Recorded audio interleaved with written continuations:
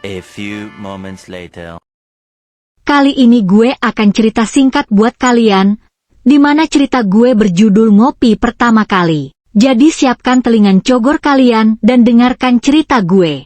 Lo semua pasti pernah ngopi, kan?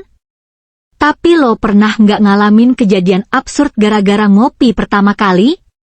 Gue pernah, dan itu kacau banget. Jadi, waktu itu gue masih bocah polos. Gue pengen kelihatan keren kayak orang dewasa, makanya gue datang ke warung kopi. Begitu sampai, gue bilang, padahal gue tahu, lidah gue masih cocoknya minum susu coklat. Tapi demi gengsi, gue tetap pesan kopi hitam. Tapi, karena udah terlanjur gengsi, gue mutusin untuk terus minum. Muka keringetan, tangan gemeter, tapi tetap sok tuh. Nggak apa-apa.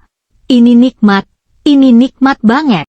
Padahal gue udah kayak orang yang lagi survive di hutan, bertahan hidup dari kopi pahit yang nggak ada habisnya. Dan setelah minum kopi itu, efeknya langsung kerasa. Gue nggak bisa tidur semalaman. Saking semangatnya, gue malah ngajak nyokap ngobrol jam 2 pagi. Bu, kenapa kopi itu pahit, tapi bikin kita ngerasa hidup, ya? Kenapa sih, Bu? Nyokap langsung ambil minyak kayu putih.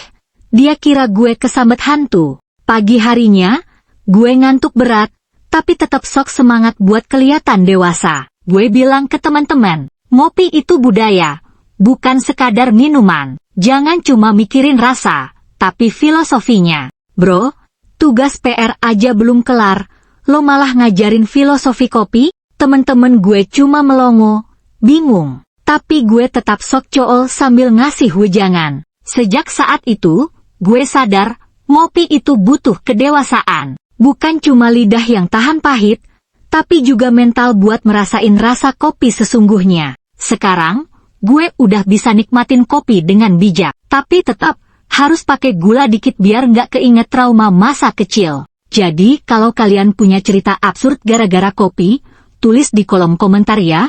Dan terima kasih sudah mendengar cerita gue. Jadi setelah mendengar cerita gue, apa kalian ingin meminum kopi?